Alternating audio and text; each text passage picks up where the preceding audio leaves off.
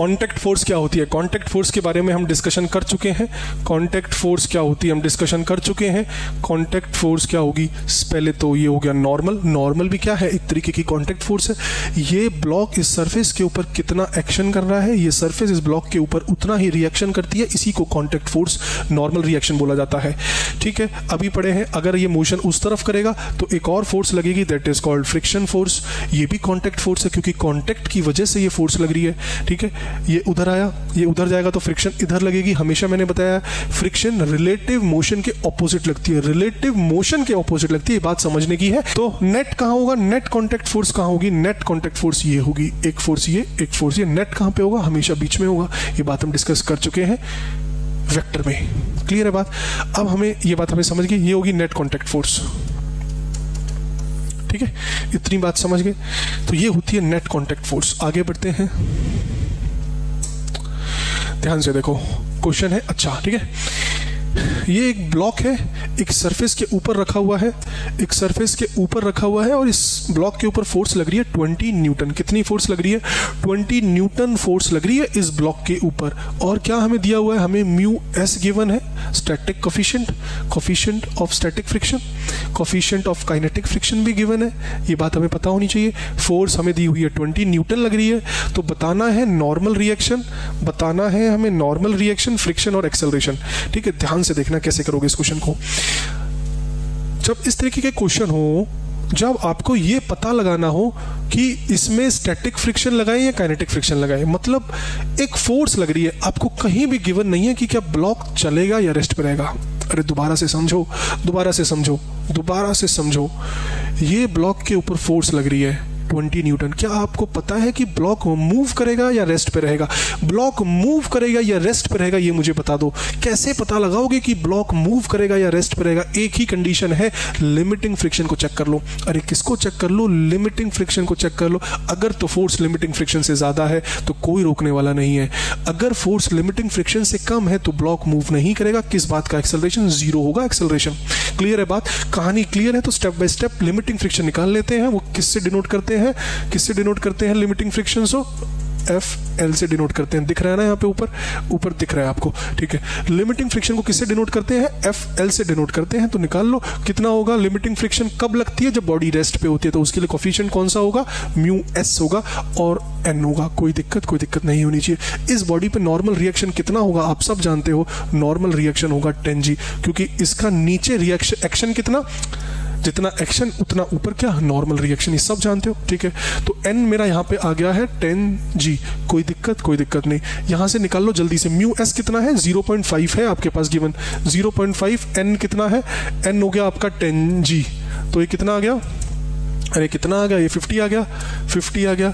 50 is the limiting friction. बात समझने की होगी। अरे 50 is the limiting friction. 50 limiting friction है। अप्लाइड फोर्स कितनी है? 20 है। अप्लाइड फोर्स 20 है, लिमिटिंग फ्रिक्शन कितना है? 50 है। एक बात मुझे बता दो, ये बॉक्स को इधर की तरफ फोर्स लगाई जा रही है तो फ्रिक्शन कहां होगा? फ्रिक्शन हमेशा पीछे की तरफ होगा, जिधर टेंडेंसी है मोशन के होने की। अरे दोबारा से समझो, जिधर टेंडेंसी है मोशन के होने की, उसके ऑपोजिट में क्या लगता है? फ्रिक्शन लगता है। जहां को मोशन हो भी सकता है ना, उसके पीछे को लगेगा फ्रिक्शन, ऑपोजिट डायरेक्शन में। क्लियर है? बात समझ पा रहे हो? तो फ्रिक्शन तो लग रही है 50, लिमिटिंग फ्रिक्शन, मैक्सिमम फ्रिक्शन इस सरफेस पे कितनी लग रही है? 50, लेकिन फोर्स से कितना खींचा जा रहा है? 20 से खींचा जा रहा है। तो क्या मूव होगा? नहीं मूव होगा। मूव नहीं होगा तो क्या होगा? मूव नहीं होगा तो किस बात का एक्सेलरेशन, किस बात का काइनेटिक फ्रिक्शन? कुछ नहीं होगा। सिर्फ और सिर्फ स्टैटिक में ही बात करके खत्म करेंगे इसको। तो इसके ऊपर फ्रिक्शन कितनी लगी? मूव नहीं कर रहा है, मूव नहीं कर रहा है। अप्लाइड फोर्स के बराबर होती है फ्रिक्शन। अगर मूव ना करे तो अप्लाइड फोर्स के बराबर होती है फ्रिक्शन। तो फ्रिक्शन कितनी होगी? यहां पे 20 होगी। कितनी होगी? 20 होगी। 50 तो मैक्सिमम फ्रिक्शन है। वो इसलिए चेक करी कि बॉडी मूव कर भी रही है, नहीं कर रही है। अगर बॉडी मूव कर जाती तो काइनेटिक फ्रिक्शन निकालते, फिर उसमें म्यू के की आवश्यकता होती। समझ पा रहे हो? समझ पा रहे हो? तुम्हें समझना चाहिए। फोर्स 20 है, मूवमेंट नहीं होगी, मोशन नहीं होगा। किस बात का? एक्सेलरेशन। Acceleration is 0। आगे बढ़ते हैं। डेटा गिवन है आपके पास, इसी तरीके से गिवन है, शायद वही प्रीवियस सा क्वेश्चन है, लेकिन फोर्स कितनी है इस बार फोर्स लग रही है 100। इसकी लिमिटिंग फ्रिक्शन कितनी होगी? अरे FL कितना होगा? इस क्वेश्चन में FL अभी तो निकाला था, μs इंटू में n, म्यू कितना 0.5, n कितना 10g, तो ये आ गया 50। FL is 50। कोई दिक्कत। FL 50 है, लिमिटिंग फ्रिक्शन 50 है और फोर्स लगा रहे हो आप 100 की, तो क्या होगा? 100% बॉडी चलेगी और एक्सेलरेशन होगा। 100% बॉडी मोशन में आ जाएगी और एक्सेलरेशन होगा। जैसे ही बॉडी मोशन में आई तो आपको समझ में आ जानी चाहिए अब तो कौन सी फ्रिक्शन लगेगी। अरे काइनेटिक फ्रिक्शन लगेगी। कौन सी फ्रिक्शन लगेगी? काइनेटिक फ्रिक्शन लगेगी। वो क्या होती है? म्यू के इंटू में n होती है। म्यू के इस बार 0.4 गिवन है, n आपके पास गिवन है, n आया आपका 10g, तो कितनी होगी? ये आ गई 40। कितनी आ गई? काइनेटिक फ्रिक्शन 40 आ गई। बात समझे? हमेशा मैंने आपको बताया था काइनेटिक फ्रिक्शन लिमिटिंग फ्रिक्शन से कम होती है। काइनेटिक फ्रिक्शन लिमिटिंग फ्रिक्शन से हमेशा कम होगी। रिजल्ट में भी हमारा आ रहा है काइनेटिक फ्रिक्शन 40 है, लिमिटिंग फ्रिक्शन 50 है। क्लियर है? बात समझ चुके हो? एक्सेलरेशन निकालना है। एक्सेलरेशन सब जानते हो, supporting minus opposing bye net मास। सपोर्टिंग फोर्स कितनी है? ये देखो ध्यान से, फोर्स उधर, तो काइनेटिक फ्रिक्शन कितनी लगेगी? 40 इधर लग रही है, तो कितना होगा एक्सेलरेशन? एक्सेलरेशन सब जानते हो, सपोर्टिंग माइनस अपोजिंग फोर्स। इस मोशन को सपोर्टिंग फोर्स कौन सी है? 100 है। अपोजिंग फोर्स कितनी है? 40 है।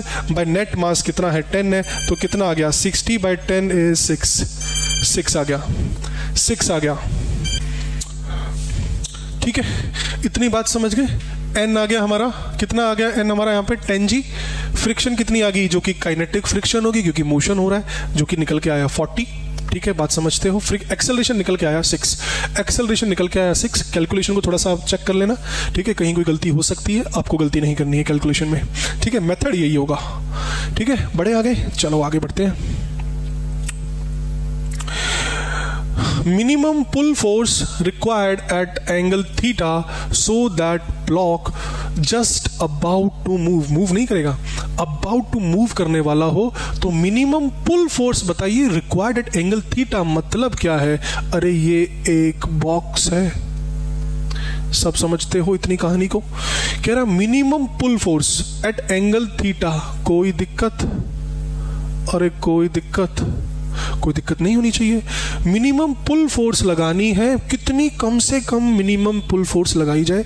ऐसे खींचते हैं ना, जो ट्रॉली बैग होता है उसको एक एंगल पे ही खींचते हो आप, कितनी मिनिमम से मिनिमम पुल फोर्स लगाई जाए ताकि आपका जो बॉक्स है या ब्लॉक है अबाउट टू मूव हो जाए, चले नहीं, चलने के लिए तैयार हो जाए। अरे चलने के लिए तैयार हो जाए तुम्हारे साथ, कितनी मिनिमम फोर्स लगानी पड़ेगी बता दो। चलो करते हैं सॉल्व।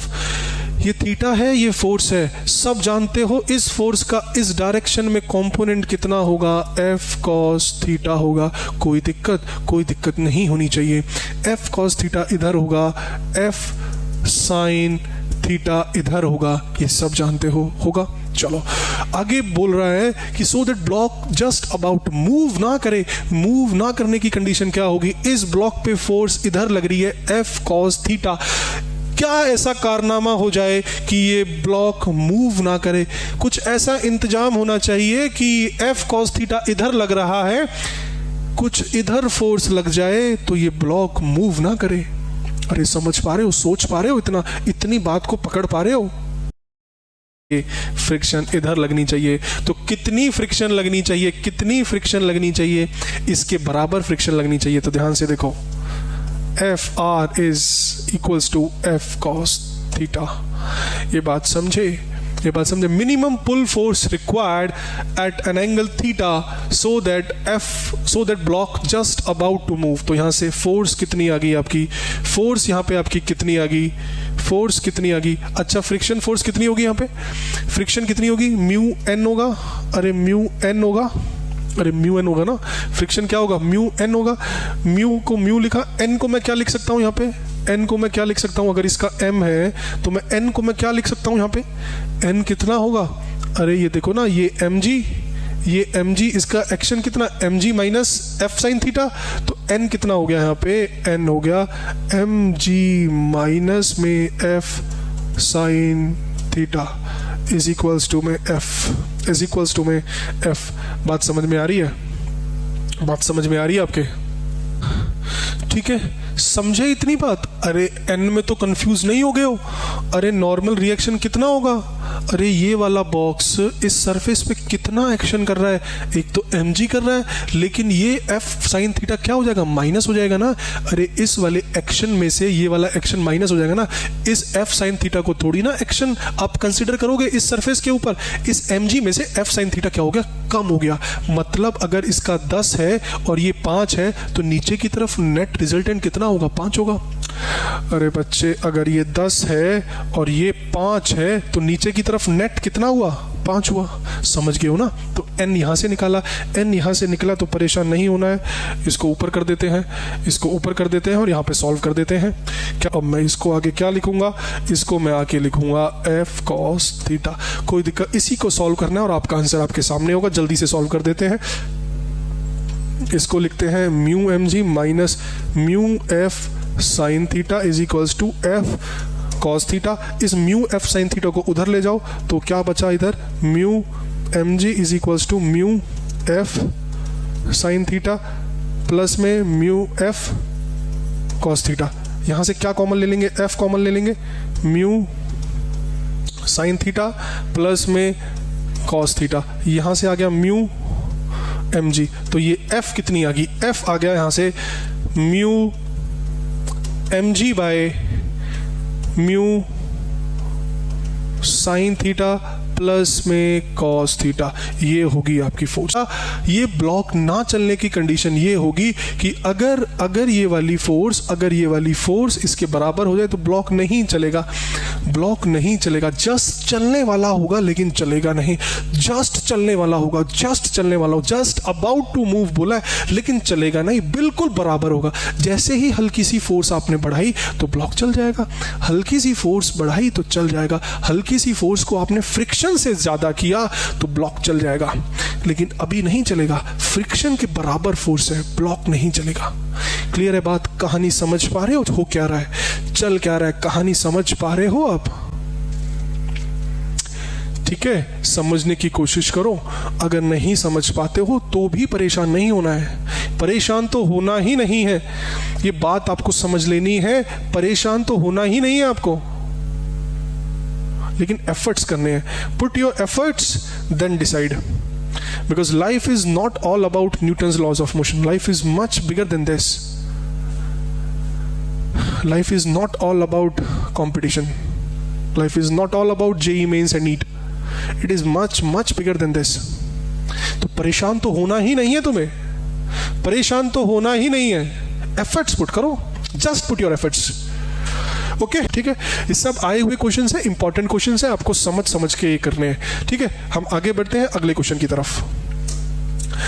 अगला क्वेश्चन कहता है मिनिमम m बताइए सो that block remains at rest.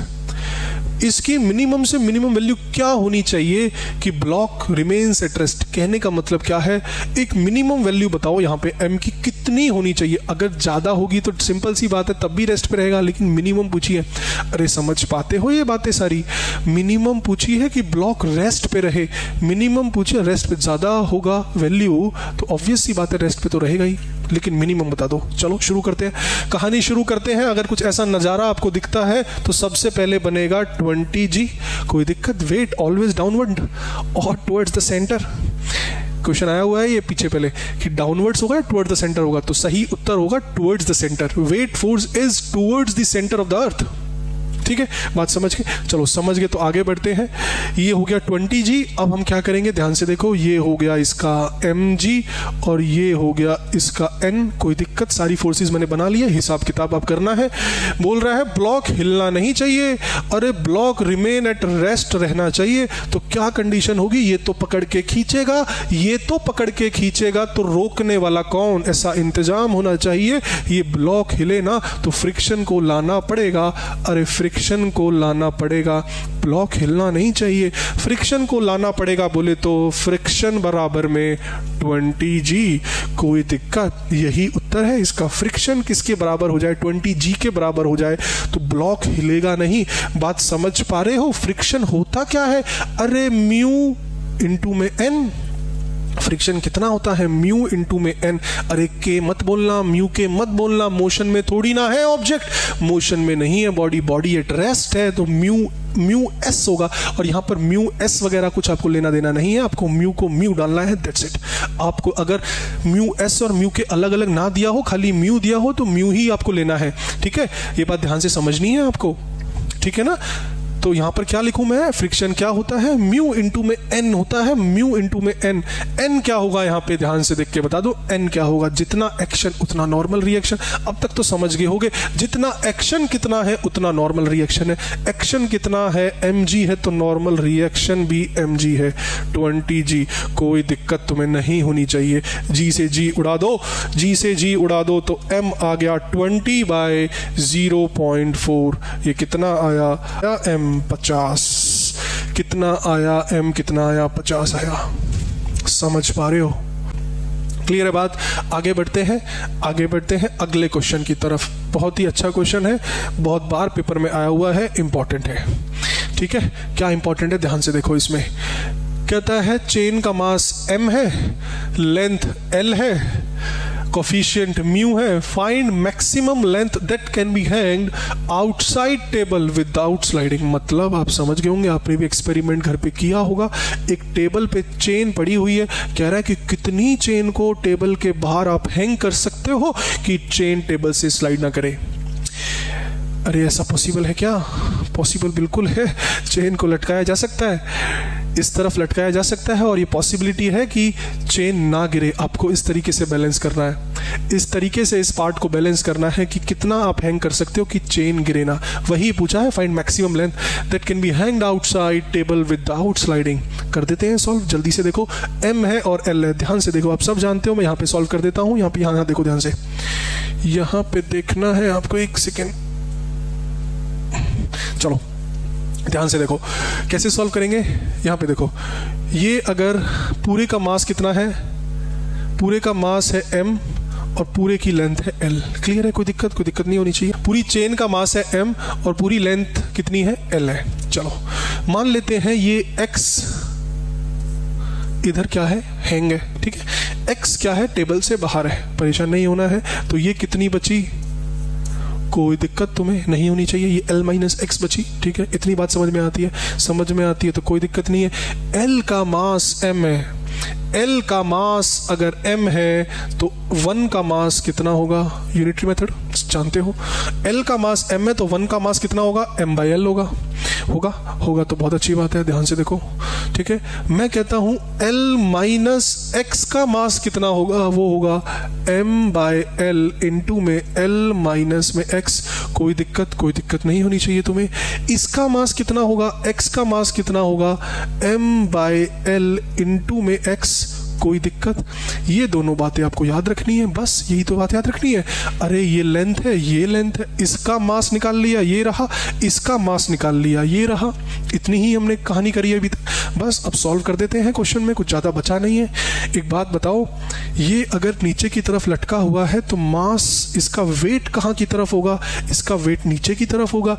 इसका मास कितना है, इसका मास ये रहा, इसका मास ये रहा, ध्यान से देखना है, mx/l इंटू में g, mx/l इंटू में g, इसका वेट नीचे की तरफ होगा। इतनी बात समझ में आती है।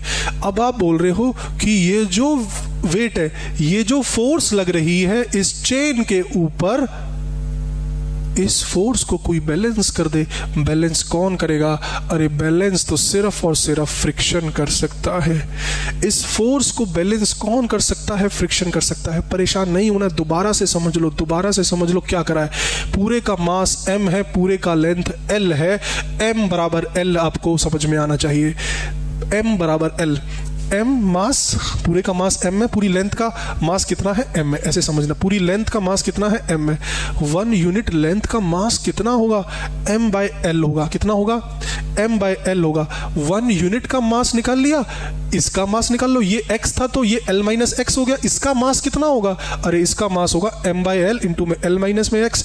इसका मास निकाल लो, m/l इंटू में x। यही दोनों मासेस हमें चाहिए थे, मास मिल गया तो वेट आ गया। वेट इज अ फोर्स, ये फोर्स लगेगी, ये फोर्स इधर आएगी तो ये इधर खींचनी चाहिए, खींचे ना, कंडीशन बोली है hanged outside table without sliding, slide ना हो तो उसका इंतजाम एक है, फ्रिक्शन यहाँ पे होनी चाहिए, फ्रिक्शन होगी तो ये स्लाइड नहीं करेगा।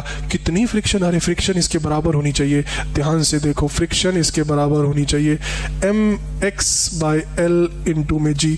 कोई दिक्कत तुम्हें यहाँ तक नहीं होनी चाहिए, कोई भी दिक्कत तुम्हें यहाँ तक नहीं होनी चाहिए। क्लियर है बात? बात क्लियर है? बात समझ पाए हो? इतनी समझ पाए हो तो फ्रिक्शन सब जानते हो कितना होता है फ्रिक्शन। अरे फ्रिक्शन कितना होगा, म्यू इंटू में एन होगा, म्यू इंटू में एन होगा। तो ध्यान से देखो, एन ही निकालना, यहाँ पे थोड़ा सा टास्क है, आपको ध्यान से समझना है। एन, एक बात बताओ, एन क्या होता है? अरे एन होता है नॉर्मल रिएक्शन। क्या होता है एन? एन होता है नॉर्मल रिएक्शन। बोले तो एक्शन कितना, अरे ये वाला मास इस टेबल के ऊपर यहाँ पे कितना एक्शन कर रहा है?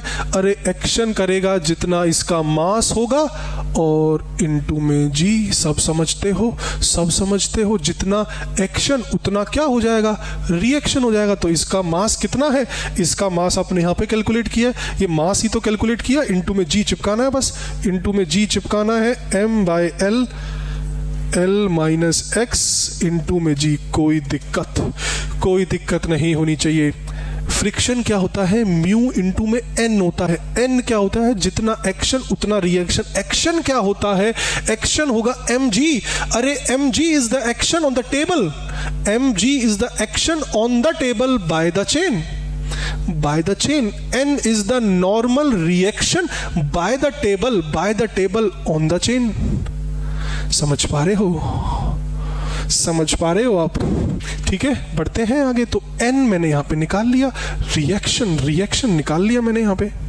क्लियर है? जितना एक्शन उतना रिएक्शन। अरे इसका मास क्या है, मास ये रहा इसका, इस वाली लेंथ का मास ये रहा, इनटू में जी चिपका दो, आ गया रिएक्शन आ गया। तो इसको सॉल्व करना है, अब ज़्यादा परेशान नहीं होना है।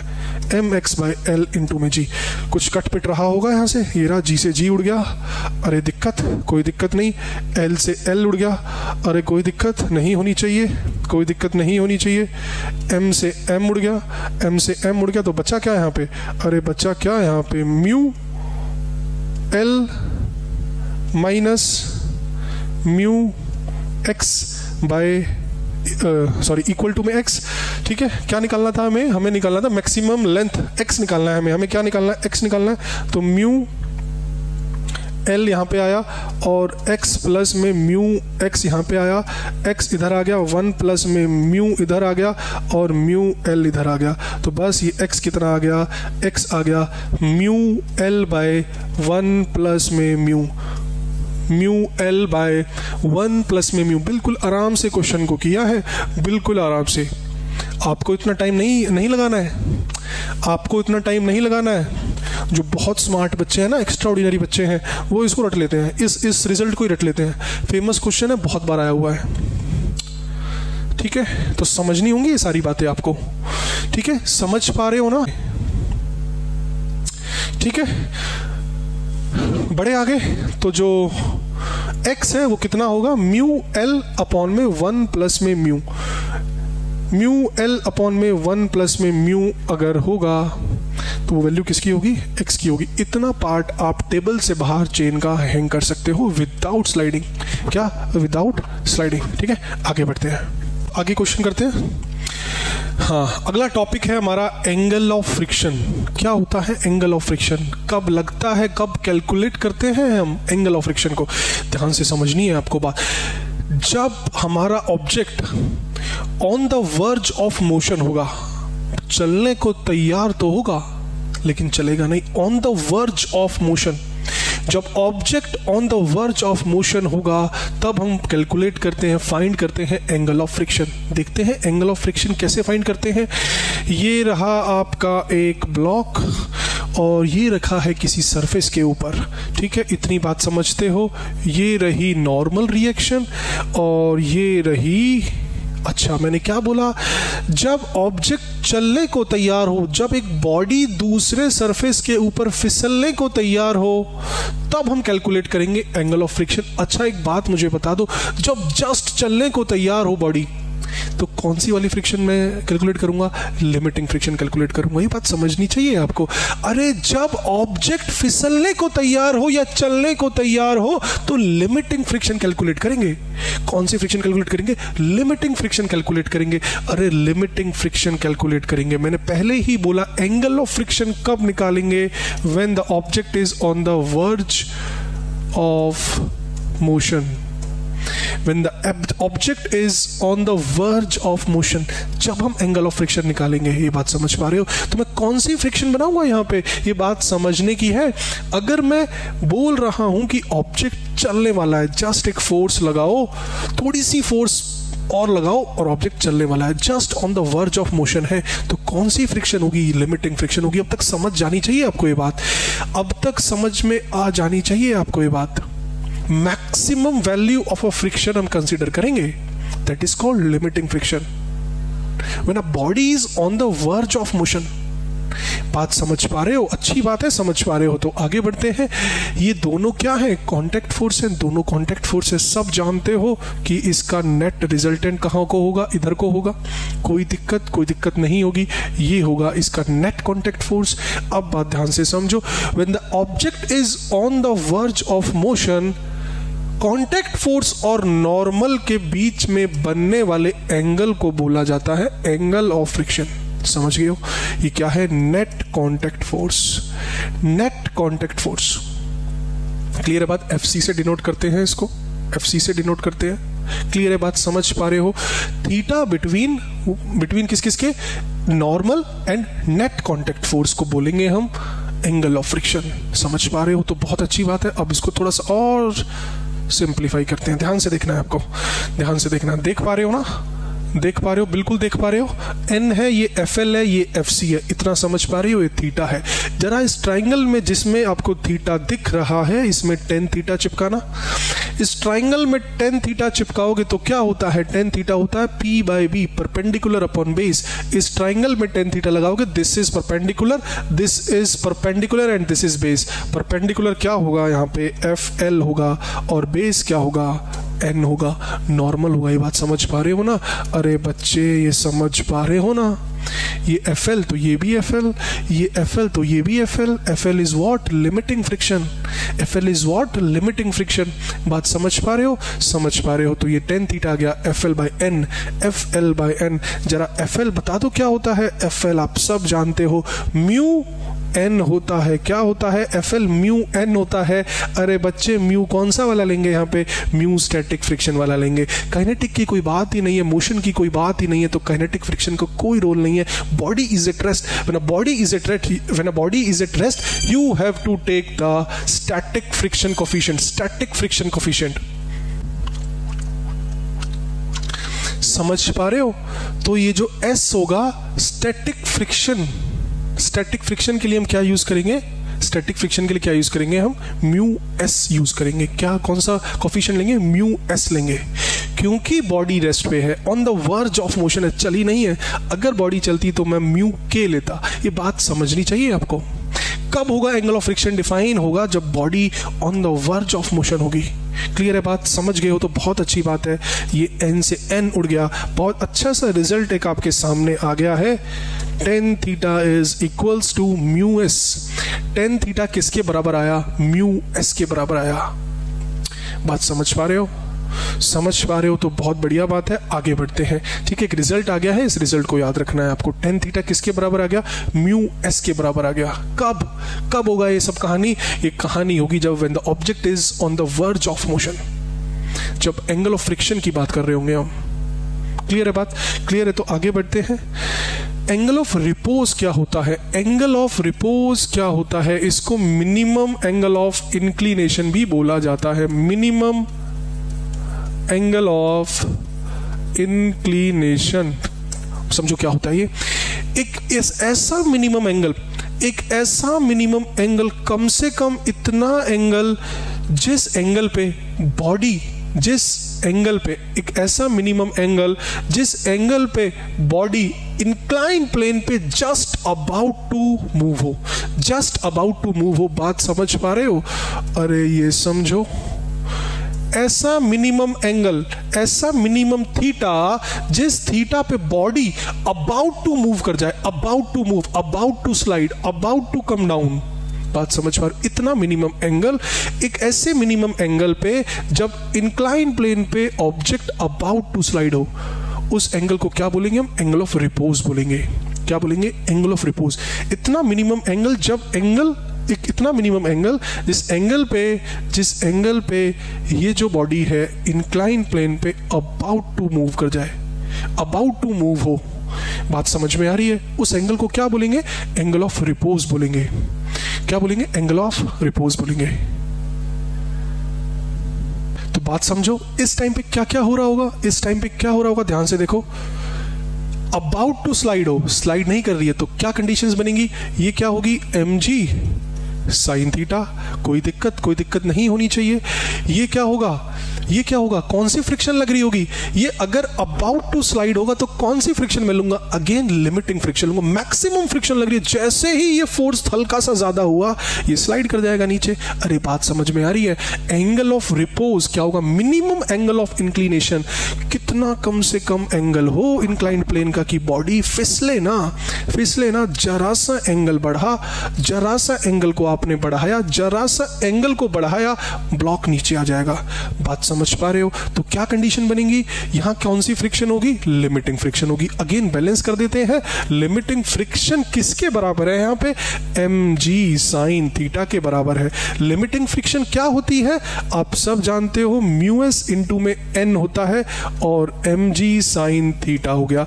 यहां से म्यूएस आया और n क्या है? n क्या है? यहां से जितना एक्शन उतना क्या? Normal reaction. आप सब जानते हो एक्शन कितना होगा? mg cos theta. तो मैं लिख देता हूं mg cos थीटा। यहां पर mg आया, साइन थीटा आया, mg से mg उड़ गया, बचा क्या? अरे म्यूएस बचा tan थीटा। इंपॉर्टेंट रिजल्ट है, क्या समझ में आई यहां पे बात आपको? एंगल ऑफ रिपोज बराबर क्या आया? एंगल ऑफ फ्रिक्शन के बराबर आया। ध्यान से देखो, यहां भी tan थीटा म्यू एस आया था और यहां भी tan थीटा म्यू एस आ रहा है। ये बात समझनी होगी आपको। इसका मतलब क्या है? अगर आपने थीटा tan थीटा की वैल्यू म्यू एस से ज्यादा करी, अगर आपने tan थीटा की वैल्यू म्यू एस से ज्यादा करी तो बॉडी स्लाइड करेगी या नहीं करेगी? अरे डेफिनेटली करेगी। समझ पा रहे हो? tan थीटा की वैल्यू अगर म्यू एस से ज्यादा कर दी तो बॉडी स्लाइड कर देगी, अगर म्यू एस के बराबर करी तो बॉडी स्लाइड नहीं करेगी, लेकिन जस्ट स्लाइड करने वाली होगी। समझ पा रहे हो? चलने के लिए तैयार होगी, चलेगी नहीं। समझ पा रहे हो? बॉडी चलने के लिए तैयार होगी लेकिन चलेगी नहीं। तो एंगल ऑफ रिपोज किसके बराबर होगा? यहां पे angle of friction. Angle of repose बराबर में एंगल ऑफ फ्रिक्शन। समझ पा रहे हो? तो tan थीटा ध्यान से देखिए, अगर इस थीटा को मैं बढ़ा दूं, एंगल ऑफ रिपोज पे जो थीटा था, अगर उस थीटा को मैं एंगल ऑफ रिपोज से ज्यादा कर दूं तो क्या होगा? बॉडी स्लाइड कर देगी। एंगल ऑफ रिपोज खुद ही वो एंगल है जिस मिनिमम एंगल पे बॉडी स्लाइड ना करे। थोड़ा सा मिनिमम से ज्यादा आपने एंगल किया, बॉडी स्लाइड कर देगी। तो कंडीशन ध्यान रखनी है आपको, tan थीटा अगर म्यू एस के बराबर है तो बॉडी स्लाइड नहीं करेगी। क्लियर है बात? कहानी क्लियर है? तो आगे बढ़ते हैं अगले क्वेश्चन की तरफ। म्यू दिया हुआ है, इसमें हमें 0.5 time taken to come at rest. Mu दिया हुआ है, इसमें 0.5 time taken to come at rest. अच्छा, एक क्वेश्चन है, इंक्लाइन प्लेन है, ये एक ऑब्जेक्ट है 5 जिसका मास गिवन है, इंक्लाइन प्लेन का एंगल 30 गिवन है। बोल रहा है कि 30 मीटर पर सेकंड से इसको आपने ऊपर की तरफ फेंका। 30 मीटर पर सेकंड की स्पीड से आपने इसको ऊपर की तरफ फेंका तो कितना टाइम लगेगा कि ये रेस्ट पे आ जाए? सब जानते हो, आज ना तो कल ये रेस्ट पे आएगा ही आएगा। किसी भी इंक्लाइन प्लेन पे आप कोई चीज फेंक के देखोगे तो वो डेफिनेट सी बात है रिटार्डेशन होगा तो वो रेस्ट पे आएगा, या तो वो ऊपर से गिर जाएगा, या तो अगर आपने इतनी ज़्यादा स्पीड से फेंक दिया कि वो उसको पूरा ही पार कर गया है तो एक अलग सिनेरियो है। अगर उतने से नहीं फेंका कि वो पूरे को पार कर पा रहा है तो डेफिनेट सी बात है कहीं ना कहीं जाके रुकेगा, क्योंकि रिटार्डेशन है ऊपर की तरफ आप किसी चीज़ को फेंकोगे तो रिटार्डेशन है। क्यों रिटार्डेशन है समझ लेते हैं। बोल रहा है कि 30 मीटर पर सेकेंड से एक ब्लॉक को ऊपर की तरफ फेंका गया है इंक्लाइन प्लेन पे, तो बताइए कितने टाइम बाद ये ब्लॉक रेस्ट पे आ जाएगा। इसकी कंडीशन क्या होगी, ध्यान से देखिए। इसको रोकने के पीछे रिस्पॉन्सिबल कौन कौन सी फोर्सेस होंगी उसका हिसाब किताब कर लेते हैं। जब भी बॉडी इंक्लाइन प्लेन पे होगी तो एक फोर्स आप सब जानते हो, mg cos theta, mg sin theta, 5g sin 30 degree. कोई दिक्कत तुम्हें नहीं होनी चाहिए। 5g sin 30 डिग्री एक फोर्स लगी। एक बात बताओ, मोशन ऊपर की तरफ कर रहा है तो फ्रिक्शन कहां को लगेगी? फ्रिक्शन हमेशा पीछे को लगती है, अपोजिट टू द मोशन लगती है, opposite to the relative motion लगती है। और सही बोलिए, opposite to the relative motion लगती है फ्रिक्शन, हमेशा रिलेटिव मोशन के अपोजिट लगती है। समझनी होगी ये बात तुम्हें। तो फ्रिक्शन इधर लगी, फ्रिक्शन इधर लगी, कोई दिक्कत नहीं होगी तुम्हें। फ्रिक्शन इधर लगी, इस बार कौन सी फ्रिक्शन लगेगी? इस बार काइनेटिक फ्रिक्शन लगेगी, क्योंकि बॉडी मोशन में है। बॉडी मोशन में है तो काइनेटिक फ्रिक्शन होगी। खैर आपको परेशान नहीं होना, आपको म्यू दिया हुआ है तो फर्क नहीं पड़ता, आपको म्यू ही लेना है वहां पे। ठीक है, इतनी बात समझते हो तो यही दोनों फोर्सेस रिस्पॉन्सिबल है इसके रिटार्डेशन के लिए, इसको रोकने के लिए। रिटार्डेशन आप सब जानते हो, मतलब एक्सेलरेशन निकालना है आपको। रिटार्डेड एक्सेलरेशन निकालना है ना। ठीक है, बॉडी रिटार्ड हो रही है। ठीक है, चलो सारी फोर्सेस लिख दो। कौन कौन सी फोर्सेस सपोर्ट कर रही हैं? 5g sin 30 डिग्री प्लस में F R। कोई दिक्कत नहीं है। ठीक है, सारी forces bye net mass is 5। कोई दिक्कत तुम्हें नहीं होनी चाहिए। तो यहाँ पे देखो ध्यान से, ये कितना आ गया? 50 sin 30 इज हाफ, तो मैं 25 डायरेक्ट लिख दूं? अरे दिक्कत नहीं होनी चाहिए, sin 30 हाफ होता है। sin 30 हाफ होगा तो ये 50 हो जाएगा। 50 बाय हाफ कितना होगा? 25। ठीक है, एफ आर कितना होता है? मैं यहाँ पे सॉल्व कर देता हूँ। एफ आर कितना होगा? म्यू इंटू में एन होगा। म्यू कितना है? 0.5। एन कितना है यहाँ पे? इसका एन क्या होगा? अरे यही होगा एन। कोई दिक्कत नहीं होनी चाहिए तुम्हें। एन क्या होगा? जितना एक्शन उतना रिएक्शन। ठीक है, तो एन क्या होगा? mg cos 30। मैं लिख देता हूं mg cos 30, तो कितना आ गया है? 0.5। m कितना? 5। g कितना? 10। cos 60 cos 30 इज 0 हाफ 1/2 √3/2 इसका आंसर √3 में आएगा। हम अप्रोक्सीमेट कर लेंगे। ठीक है, ये कितना हो गया? इसको सॉल्व करोगे तो 5 25 और 0.5 कितना हो गया? 7। 25 और 0.5 कितना हो जाएगा ये? अरे 12.5 हो जाएगा। 12.5 इंटू में √3, ये 1.7 है। 1.7 22 के आसपास आएगा, 22 के आसपास आएगा इसको मुझे। ठीक है, 22-23 के आसपास आएगा ये समथिंग। ठीक है, ये बात समझे आप? ये बात समझे?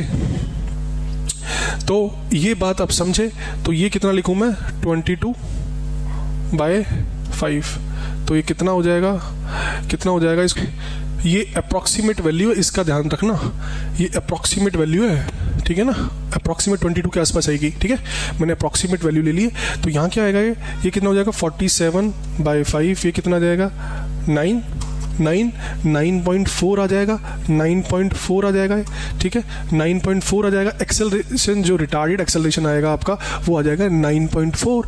आप सब जानते हो v = u प्लस में at होता है, लेकिन एक्सेलरेशन यहाँ पर कौन सा है? रिटार्डेड है। तो एक्सेलरेशन रिटार्डेड है तो v = u माइनस at लेते हैं, सब जानते हो। क्योंकि रिटार्डेड है तो माइनस लेंगे, परेशान नहीं होना है। कितने से फेंका गया था? 30 से फेंका गया था। वेलोसिटी 0 ले लेंगे। माइनस 9.4 इंटू में t। ये कितना आ गया? जल्दी से इसको देख लो। ये कितना आ जाएगा? t = 30/9.4 seconds. टाइम ही आ गया। अप्रॉक्सीमेट मैं कहूँ तो कितना आ गया? 3 सेकेंड के अप्रॉक्सीमेट। 3 सेकेंड के अप्रॉक्सीमेट आ गया। ठीक है, पॉइंट में है, इसको आप कर लेना। क्लियर है? कॉन्सेप्ट आप समझ गए हो। मैं कॉन्सेप्ट समझाना चाह रहा था। कैलकुलेशन कहीं गलती भी हो सकती है तो आप उसको मैनेज कर लेना। ठीक है, देखो ध्यान से क्या कहता है, minimum force required to pull up the plane. आपको मिनिमम फोर्स बतानी है इसको ऊपर चलाने के लिए, कितनी होगी वो मिनिमम फोर्स को आपको ऊपर चलाना। Minimum force required to pull up the plane मतलब मिनिमम, बस ये स्टार्ट कर जाए, बस ये वर्ज पे हो ऊपर चलने की, बस वर्ज पे हो। मैं इसको थोड़ा सा करेक्ट कर देता हूं, minimum force required to pull up the plane मतलब जस्ट अबाउट टू मूव कर जाए, ऊपर चलने के लिए बिल्कुल रेडी हो जाए। मिनिमम फोर्स बता दो कि ये ऊपर चलने के लिए रेडी हो जाए, ध्यान रखना रेडी हो जाए। क्लियर है? चलो हिसाब किताब कर लेते हैं। जब भी इंक्लाइन प्लेन पे होगा तो आप सब जानते हो फोर्सेस किस तरीके से काम करती है, ये होकर ही रहेगा mg sin थीटा, कोई दिक्कत नहीं होनी चाहिए। ये होता ही है mg cos थीटा और ये होता है आपका नॉर्मल। एक बात बताओ, कितनी फोर्स ऊपर की तरफ लगाए कि ये चलने को रेडी हो जाए, ऊपर की तरफ चलने को रेडी हो जाए, चले नहीं, just on the verge of motion हो जाए, ऊपर चलने के लिए बिल्कुल रेडी हो जाए। ऊपर चलने के लिए रेडी होगा तो नीचे की तरफ ऑपोजिट डायरेक्शन में कौन सी फ्रिक्शन लगेगी? मैंने कहा रेडी होगा, रेडी और मैक्सिमम फ्रिक्शन लग रही होगी उस टाइम पे, that is called limiting friction. इतनी ही कहानी है, इसको सॉल्व करना है। फोर्स ऊपर की तरफ, फ्रिक्शन नीचे की तरफ, इतना ही सॉल्व करना है। तो कंडीशन क्या बनेगी? mg sin थीटा प्लस में ऊपर चलाना है मेरे को, इसको जस्ट अबाउट टू पुल कराना है ऊपर की तरफ, जस्ट अबाउट टू मूव कराना है ऊपर की तरफ। तो क्या होगा? mg sin थीटा प्लस में fl बराबर में f। यही कंडीशन है, इसी को सॉल्व करना है। fl को मैं और थोड़ा सा क्या इलेबोरेट कर सकता हूं, म्यू कौन सा वाला, अगेन म्यू कौन सा वाला, स्टैटिक वाला, क्योंकि रेस्ट पे अबाउट टू मूव कर रहा है, अबाउट टू मूव अपवर्ड्स कर रहा है, अबाउट टू मूव कर रहा है, on the verge of motion है। बात समझ पा रहे हो? तो जब स्टैटिक ही लेंगे, चलते हुए केस में काइनेटिक लेंगे। क्लियर है बात? तो म्यू एस इंटू एन क्या होगा? N is what? N is action, जो एक्शन वो रिएक्शन, कितना होगा? mg cos theta. अब तक तो बात रट जानी चाहिए, अब तक तो बात समझ में आ जानी चाहिए। क्लियर है बात? आगे बढ़ते हैं। मिनिमम फोर्स आपको निकालनी है। Minimum force required to prevent sliding. अरे एक ब्लॉक फिसलना नहीं चाहिए, स्लाइड नहीं करना चाहिए इंक्लाइन प्लेन पे। तो बताओ कितनी फोर्स आपको मिनिमम लगानी पड़ेगी? क्वेश्चन आप समझ गए हो, कितनी मिनिमम फोर्स यहां पे लगाएं कि ब्लॉक स्लाइड ना करे। You have to prevent the sliding, अरे स्लाइड नहीं करना चाहिए। तो कितनी मिनिमम फोर्स लगाए आप सब समझते हो। अगर ब्लॉक स्लाइड कर रहा है तो कहीं ना कहीं कौन सी फोर्स रिस्पॉन्सिबल है इसको स्लाइड कराने के लिए? That is mg sin theta. कोई दिक्कत, यहां तक कोई दिक्कत नहीं होनी चाहिए। इस ब्लॉक को स्लाइड कराने के लिए कौन सी फोर्स रिस्पॉन्सिबल है? That is mg sin theta.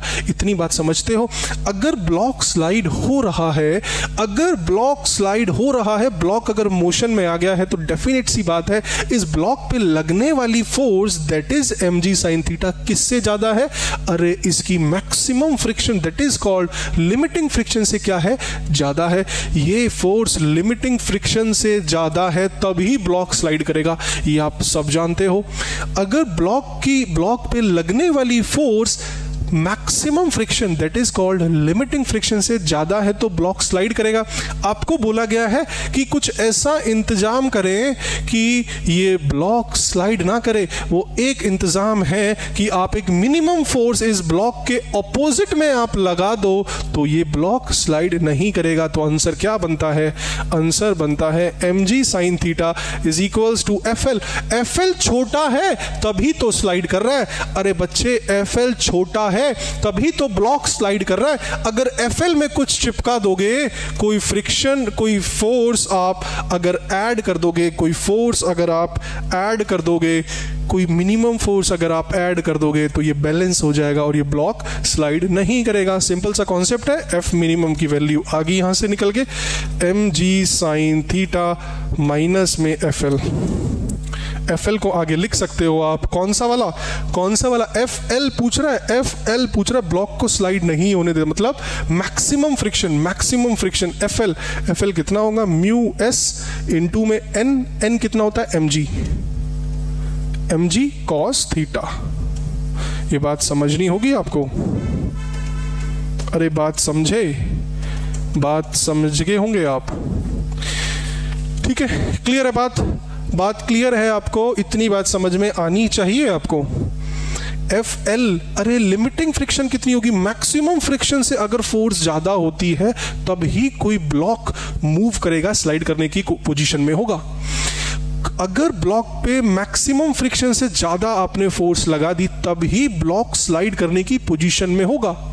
Clear है बात, समझ पा रहे हो? तो मैक्सिमम फ्रिक्शन क्या होता है? म्यू एस इंटू में एन, स्टैटिक फ्रिक्शन का कोफिशिएंट लेंगे, समझते हो? म्यू एस इंटू में एन, एन क्या होता है? mg cos theta, mg cos theta, n is mg cos theta. Clear है बात, समझ गए होंगे आप। आगे बढ़ते हैं। n में अब कोई कंफ्यूजन नहीं होना चाहिए, जितना एक्शन उतना नॉर्मल रिएक्शन, जितना एक्शन उतना नॉर्मल रिएक्शन। जिसने नहीं देखा है पार्ट 1, फ्रिक्शन का पार्ट 1 आप देखिए, वहां पर नॉर्मल रिएक्शन के बारे में डिटेल से हमने डिस्कशन किया हुआ है। क्लियर है बात? अगले कॉन्सेप्ट की तरफ बढ़ते हैं, ठीक है? इंपॉर्टेंट है, नीट में बहुत टाइम से नहीं आया है इसके ऊपर क्वेश्चन, लेकिन जेई मेंस के ऊपर आते रहे हैं, पूछे जाते रहे हैं इस टाइप के क्वेश्चंस। क्लियर है बात? ठीक है, इंपॉर्टेंट है, इसको समझते हैं। देखो ध्यान से, ये आपने प्रैक्टिकल लाइफ में भी किया होगा, ठीक है? किसी चीज़ के ऊपर आपने किसी चीज़ को रख दिया और फिर आप उसको यहाँ से खींच रहे हो, तो क्या देखते हो कि ये वाला इसके ऊपर चलता है, ऐसा कुछ देखते हो। ऐसा भी देखते होगे कि आपने अगर बहुत तेज़ी से इसको खींच दिया तो ये तो आगे चला जाएगा, लेकिन ये इसका क्या होगा? ये नीचे वहीं का वहीं गिर जाएगा। ऐसा भी आपने इसको क्या किया होगा? एक्सपीरियंस किया होगा, ठीक है? इस कॉन्सेप्ट को समझते हैं, इस टाइप के क्वेश्चंस को कैसे डील करना है आपको। सबसे पहले अगर इस तरह का कुछ कॉन्सेप्ट आपके सामने आता है जहां पर दो ब्लॉक्स हैं, एक ब्लॉक एक दूसरे वाले ब्लॉक के ऊपर रखा हुआ है और आप फोर्स इस तरीके से लगा रहे हो, ठीक है? फोर्स ऊपर वाले ब्लॉक पे भी लगाई जा सकती है, वो अगला केस देखेंगे हम। पहले इस केस को समझिए, जब फोर्स नीचे वाले ब्लॉक के ऊपर लग रही है, ऊपर वाला ब्लॉक साथ चलेगा या नहीं चलेगा, ये हमें फाइंड आउट करना है, ठीक है? तो इस तरह के क्वेश्चन आपसे पूछे जा सकते हैं जहां आपसे दो बातें वो पूछेगा, एक तो एक्सेलरेशन निकालना और एक फ्रिक्शन निकालना। बात समझ गए आप? आपसे एक्सेलरेशन पूछेगा और आपसे फ्रिक्शन पूछेगा। कैसे पूछेगा? ध्यान से देखो। सपोज ये मैं F1 मान लेता हूं, F1 मान लेता हूं 0, F1 फ्रिक्शनलेस सरफेस है, ये वाला सरफेस फ्रिक्शनलेस है, ठीक है? यहां पर फ्रिक्शन है, यहां पर फ्रिक्शन है, मैं मान लेता हूं 0.5। यहां पर कुछ म्यू है, आपको गिवन होगा, कुछ भी गिवन होगा, ठीक है? यहां पर भी म्यू गिवन हो सकता है, मैंने इसको फ्रिक्शनलेस मान लिया है। तो इस टाइप के क्वेश्चंस में किस तरीके से हम एक्सेलरेशन निकालेंगे और फ्रिक्शन निकालेंगे, हम समझते हैं। सबसे पहली बात जो आपको नोट डाउन करनी है यहाँ पे, कि हमें वो कंडीशन निकालनी है कि ये वाला M1 वाला ब्लॉक M2 के साथ चलेगा या नहीं चलेगा। एक बात मुझे बताओ, क्या कंडीशन होगी कि M1 वाला ब्लॉक M2 के साथ चले? आप इसको पकड़ के खींच रहे हो, क्या ऐसी कंडीशन है कि ये वाला साथ चले? क्यों साथ चलेगा M वाला? अगर आप M2 को पकड़ के खींचोगे तो M वाला क्यों साथ चलेगा? वो कंडीशन क्या होगी कि M वाला M2 के साथ चले? तो इस कंडीशन को सबसे पहले समझना है। अगर इस तरीके का क्वेश्चन आपके पास आता है तो आपको सबसे पहला जो स्टेप करना है वो करना होगा आपको, सबसे पहले आप निकालिए इनका इंडिविजुअल एक्सेलरेशन। इंडिविजुअल एक्सेलरेशन आप निकालिए इनका।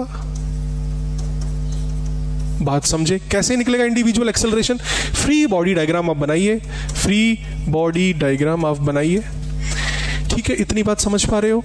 अगर एक बात समझो आप, अगर M1 वाले का एक्सेलरेशन M2 वाले एक्सेलरेशन से ज्यादा है या बराबर है तो ही M1 वाला M2 के साथ चलेगा। This is the condition.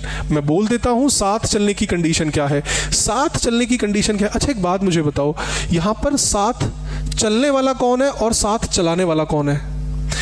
इस पे फोर्स लग रही है, ये इसको साथ चलाएगा, ठीक है? ये M1 M2 के साथ चलेगा।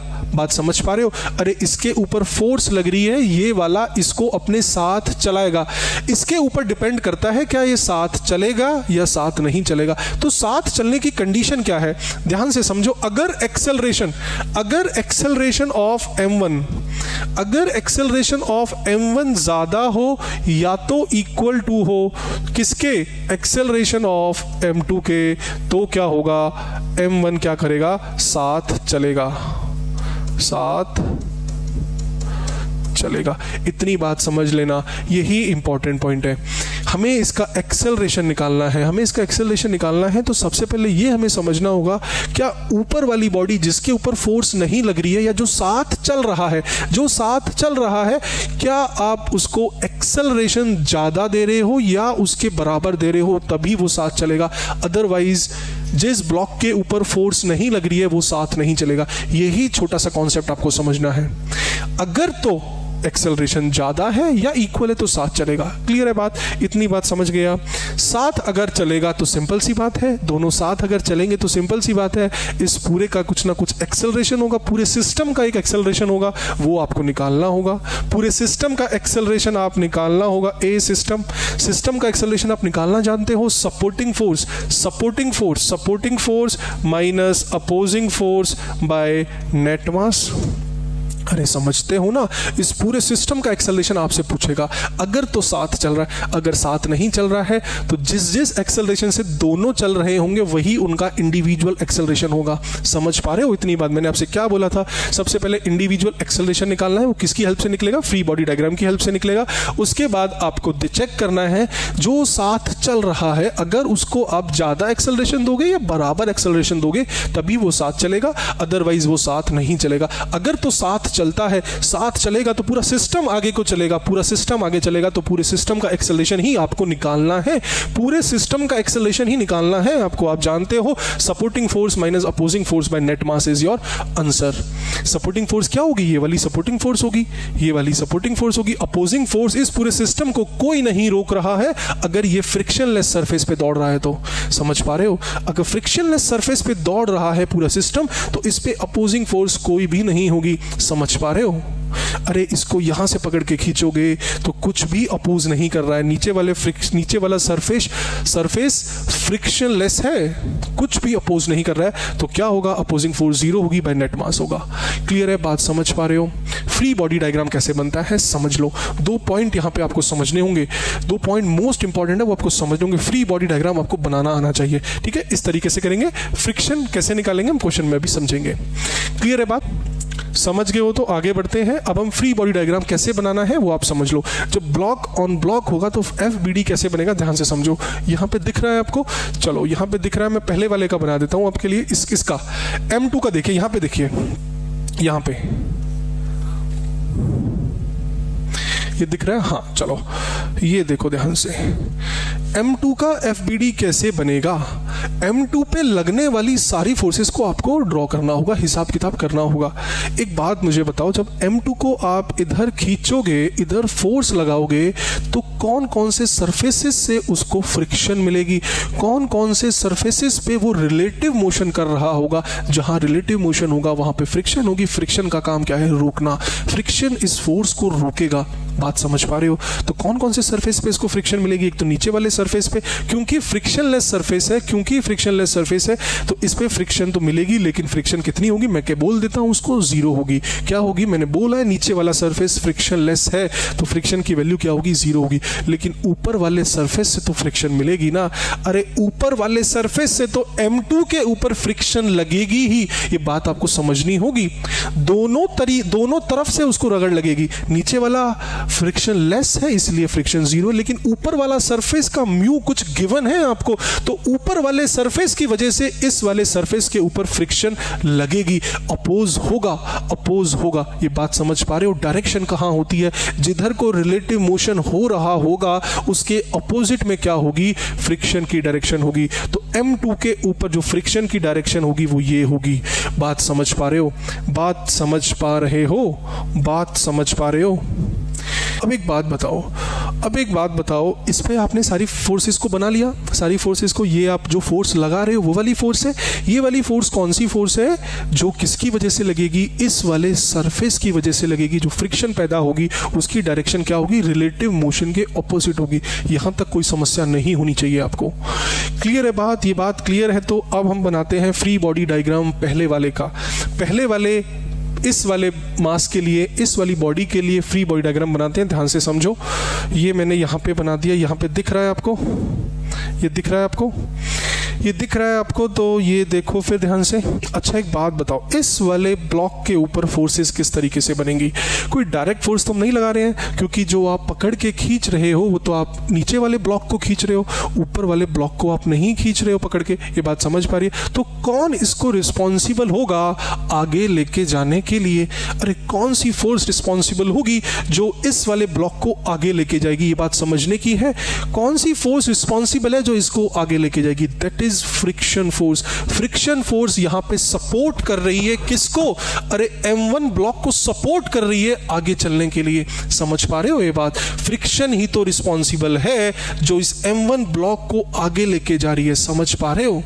समझ पा रहे हो? फ्रिक्शन फोर्स ही तो रिस्पॉन्सिबल है जो इस M1 ब्लॉक को आगे लेके जा रहे हो। क्या मैजिक है? खींच तो आप इसको रहे हो, ये भी इसके साथ चला आ रहा है जस्ट बिकॉज ऑफ फ्रिक्शन। क्योंकि फ्रिक्शन है इसलिए M1 ब्लॉक चलने के लिए रेडी हो गया है M2 के साथ। M2 के साथ बात समझ पा रहे हो? तो M1 पे लगने वाली फोर्सेस को इस तरीके से ड्रॉ करेंगे। ध्यान से समझना है आपको, ध्यान से समझना है। M1 पे लगने वाली फोर्स को इस तरीके से ड्रॉ करेंगे। समझ पा रहे हो? इस M1 को यही फ्रिक्शन फोर्स चलाएगी जो इसके ऊपर इधर लग रही थी, इसके ऊपर इधर लग रही थी।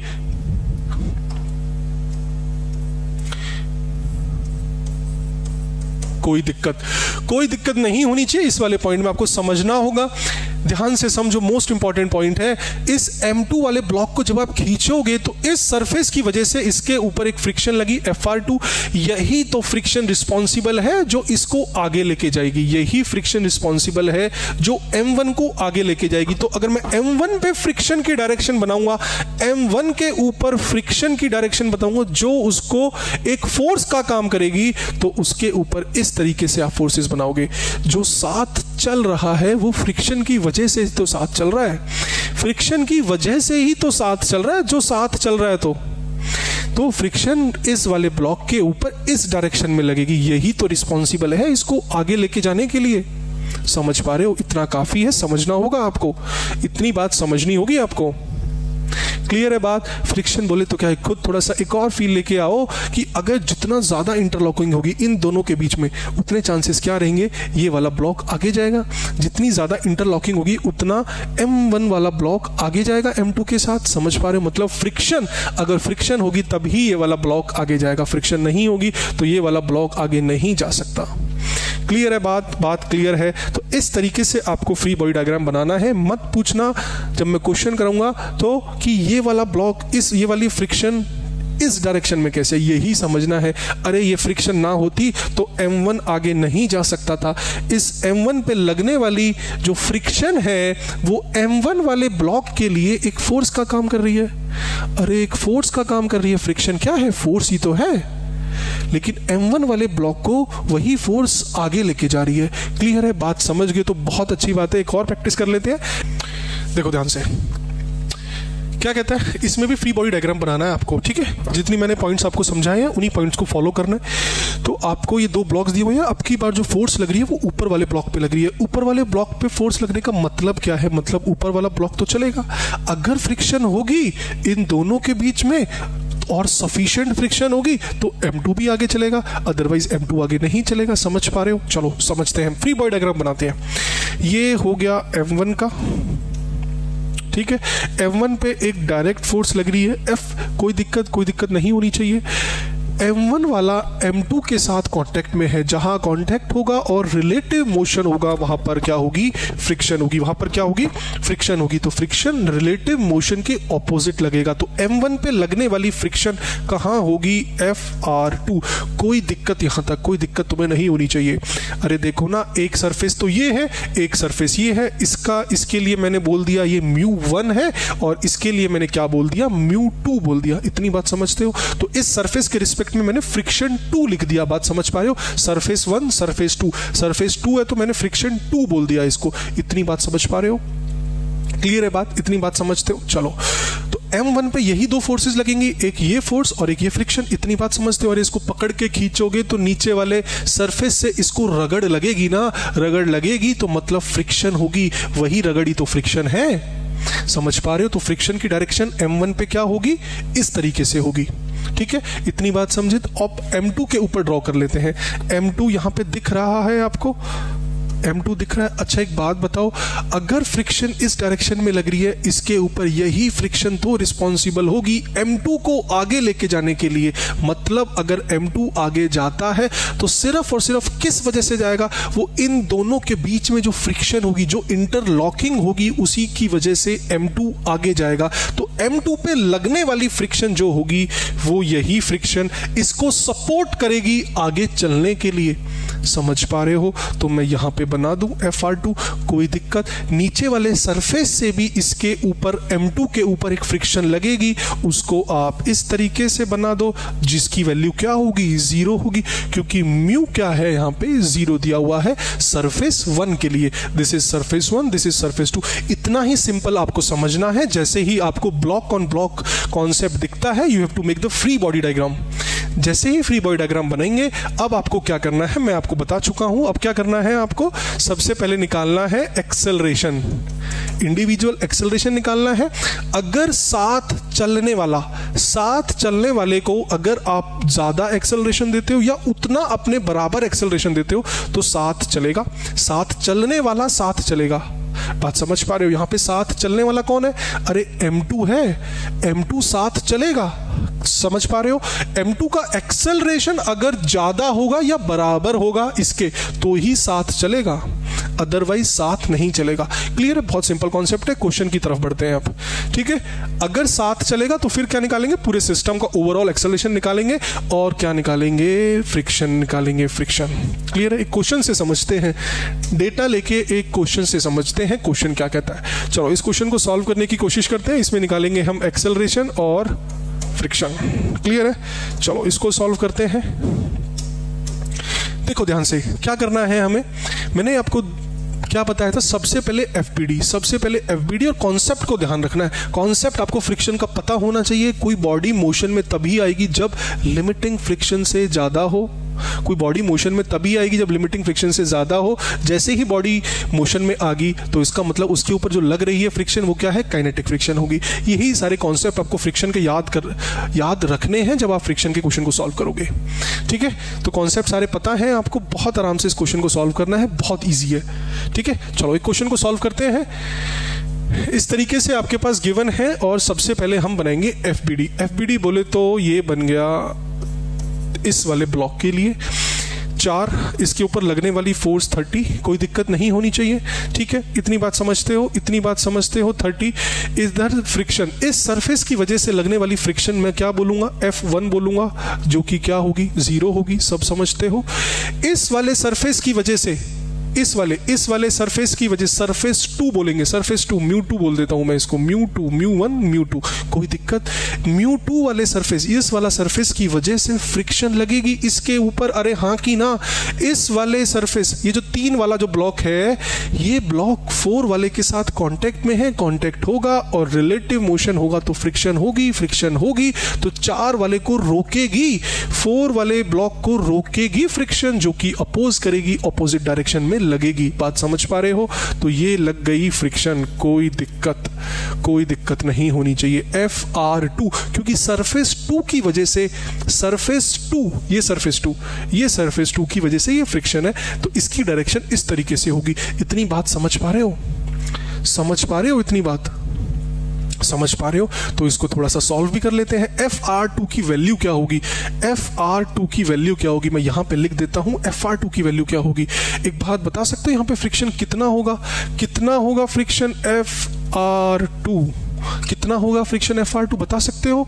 अरे कितना होगा, यहां पर मैं म्यू की वैल्यू आपको दी हुई है 0.5, तो क्या लिखना है 0.5 इनटू में क्या, इनटू में n क्या होता है mg, बात समझ पा रहे हो? n क्या होता है mg, m कितना 3 और g कितना 10, तो ये कितना आ गया 5 3 15 और 1.5 ये कितना आ गया 15 आ गया, ये 15 आ गया। फ्रिक्शन समझ पाए, 15 आया। कुछ बच्चे समझ रहे होंगे सर ये आपने 3 वाले का क्यों लिया mg? अरे एक बात मुझे बताओ, 3 वाले का नहीं लेंगे तो क्या 4 वाले का लेंगे क्या? अगर 3 वाले का नहीं लेंगे तो क्या 4 वाले का लेंगे? इस बात को इस तरीके से सोचो, अगर 4 वाले के ऊपर चींटी बैठी होती और आप इसको खींच रहे होते और एक केस होता 4 वाले के ऊपर एक हाथी बैठा होता और आप इसको खींच रहे होते, तो किसका लेंगे? अरे किसका लेंगे? इसके ऊपर लगने वाली फ्रिक्शन, इस ब्लॉक के ऊपर लगने वाली फ्रिक्शन जो इसके ऊपर बैठा हुआ है उसी पे तो डिपेंड कर रही है। समझ पा रहे हो? अगर इसके ऊपर कोई हल्का ऑब्जेक्ट होता, जब इसके ऊपर फ्रिक्शन ज्यादा लगती है कम लगती? अरे कम लगती। जब इसके ऊपर भारी ऑब्जेक्ट बिठा दिया तो इसके ऊपर लगने वाली फ्रिक्शन ज्यादा होगी, तो किसका वेट लूंगा मैं? किसका mg लूंगा? अरे बच्चे मैं इसका ही तो mg लूंगा, इसका ही तो m लूंगा। समझ पा रहे हो? ठीक है, कोशिश करिए समझने की। क्लियर है? ये बात समझ पाए हो? तो 4 वाले पे लगने वाली फोर्सेस को मैंने यहां पे ड्रॉ कर लिया है। ठीक है, इस वाले सरफेस की वजह से F1 हो गया 0, नीचे वाले सरफेस की वजह से F1 हो गया 0, FR1 बात समझ लेना, फ्रिक्शन 1 हो गया, 0 हो गया। ऊपर वाले सरफेस की वजह से, कांटेक्ट सरफेस की वजह से फ्रिक्शन 2 मैंने निकाल लिया है, म्यू mg मतलब म्यू n। बात समझ पा रहे हो? म्यू n, म्यू यहां पे गिवन है, म्यू n मैंने निकाल दिया है। बात समझ पा रहे हो? अब ऊपर वाले के लिए FBD बना लेते हैं। देखो ध्यान से देखो 3 वाले पे जो फ्रिक्शन लगेगी, वही तो रिस्पॉन्सिबल होगी 3 वाले को आगे लेके जाने के लिए। मतलब यही फ्रिक्शन लगेगी आगे। कोई दिक्कत तुम्हें नहीं होनी चाहिए।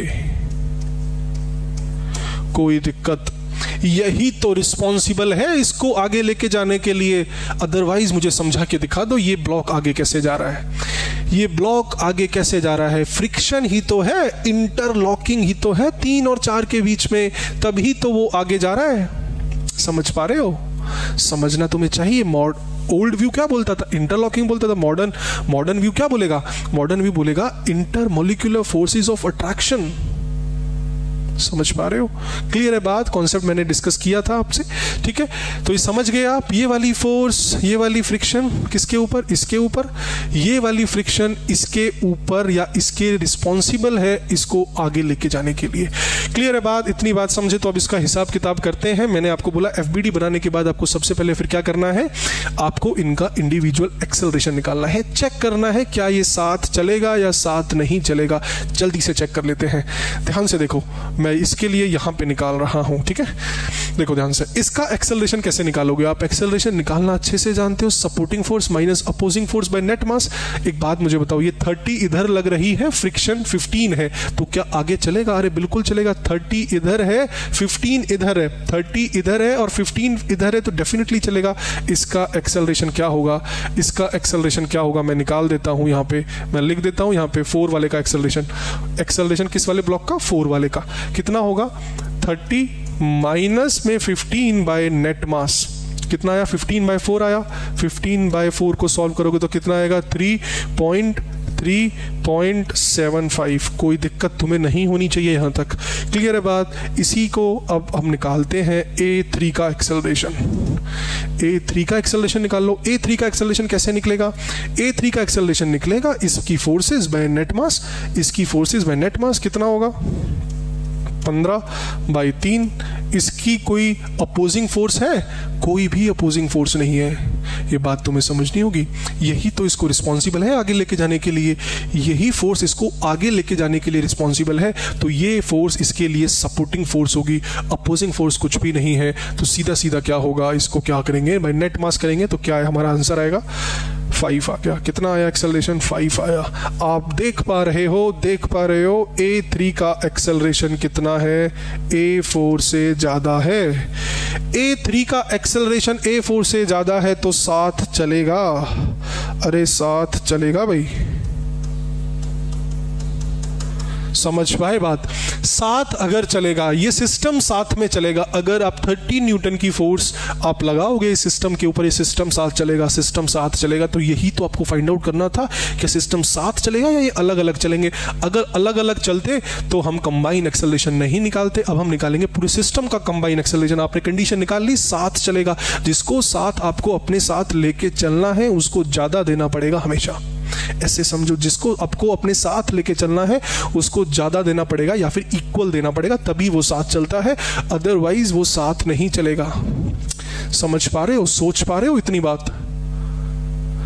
क्लियर है? आगे बढ़ते हैं। जैसे ही ये क्लियर हुआ इसके बाद हम क्या करेंगे, कंबाइन एक्सेलरेशन। कंबाइन एक्सेलरेशन बहुत सिंपल है निकालना, देखो ध्यान से। ए सी कितना होगा आप सब जानते हो। इस पूरे सिस्टम को एक मान लो, आप इस पूरे सिस्टम को एक मान लो। देखो ध्यान से, मैं क्या करूंगा, इसको पूरे सिस्टम को 4 और 3 7 30 फोर्स लग रही है, कोई भी इसके ऊपर फोर्सेज नहीं है। ये देखो ना, इसका म्यू क्या होगा, इसका तो 0 होगा ना। अरे म्यू 0 है तो यहाँ तो कोई फ्रिक्शन नहीं लग रही है, तो कोई भी अपोजिंग फोर्स है ही नहीं। इस सिस्टम को यहाँ पर रोकने वाली कोई भी अपोजिंग फोर्स नहीं है, सिर्फ और सिर्फ क्या है, एक ही सपोर्टिंग फोर्स है, दैट इज 30। तो क्या लिख लेगा, एक्सेलरेशन कंबाइन कितना आ गया, 30 - 0/7। तो कितना आंसर हो गया, 30/7 इज द कंबाइंड एक्सेलरेशन, जो कि निकल के आएगा, समथिंग निकल के आएगा 7 4 जा 28 हो गया, 20 मतलब 7 2 जा 14, 4.2 समथिंग आएगा, 4.2 समथिंग आएगा। क्लियर है बात, समझ गए हो? ये मेथड था, ये मेथड आपको समझना चाहिए, मेथड समझना चाहिए। इंडिविजुअल एक्सेलरेशन निकालो, साथ चलने वाले का अगर एक्सेलरेशन ज्यादा है या बराबर है तो साथ चलेगा, अदरवाइज साथ नहीं चलेगा। क्लियर है बात? क्लियर है बात, साथ नहीं चलेगा। तो फिर क्या करना है, फिर क्या निकालना है, उसका कंबाइन एक्सेलरेशन निकालना है। अगर साथ चल रहा है तो कंबाइन निकाल दो, वहां से एक्सेलरेशन आपका पूरे सिस्टम का एक्सेलरेशन आ गया। क्लियर है बात? इसी तरीके से आपको क्वेश्चन को करना है।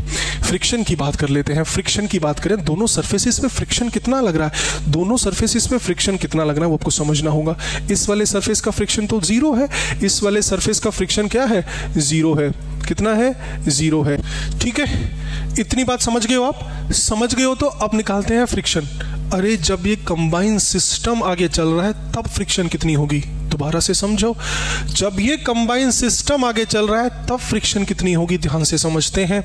ये वाला म्यू 0 दिया हुआ है, इसका मतलब इस सरफेस पे कोई फ्रिक्शन नहीं होगी, तो ध्यान से मैं लिख देता हूं आपके लिए। F1 क्या होगी, F1 तो 0 होगा, इतनी बात में कोई दिक्कत। जब ये पूरा सिस्टम आगे चलेगा तो इस वाले सरफेस पे, नीचे वाले जो बॉटम सरफेस है, इस पे फ्रिक्शन कितना होगा, 0 होगा। बात सब समझते हैं, क्योंकि कोफिशिएंट इसका क्या दिया हुआ है, फ्रिक्शन का कोफिशिएंट कितना दिया हुआ है, 0 दिया हुआ है, तो फ्रिक्शन लेस सरफेस है, कोई फ्रिक्शन नहीं होगा।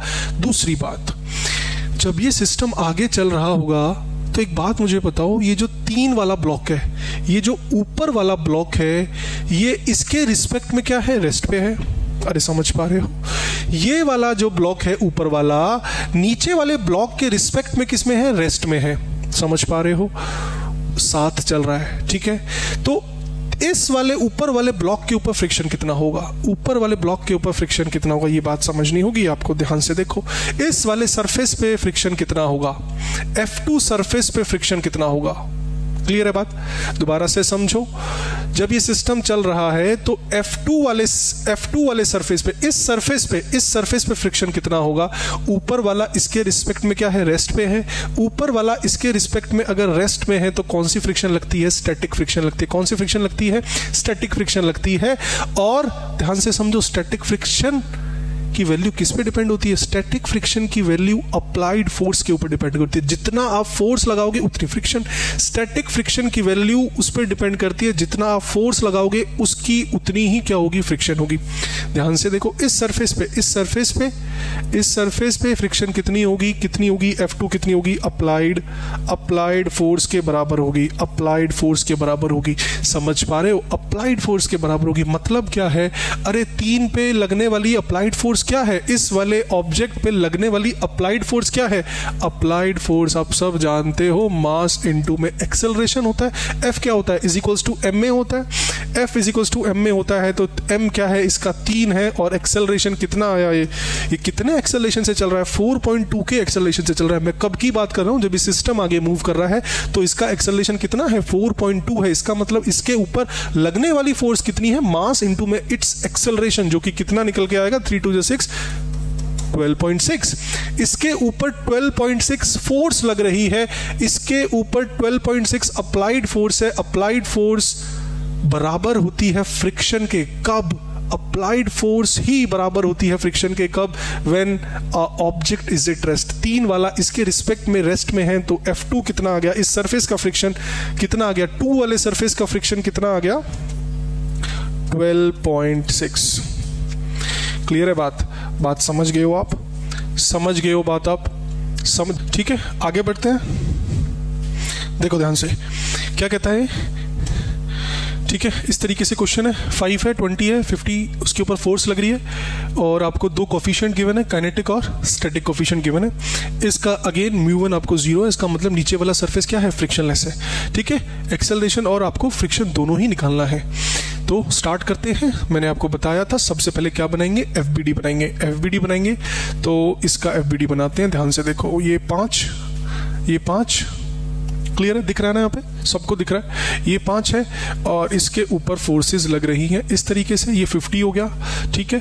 तो एक बात बताओ, जब ऊपर वाले ब्लॉक के ऊपर जब आप फोर्स लगाओगे, ऊपर वाले ब्लॉक के ऊपर फोर्स लगाओगे, ऊपर वाला ब्लॉक नीचे वाले ब्लॉक के साथ क्या है, कांटेक्ट में है, तो फ्रिक्शन लगेगी।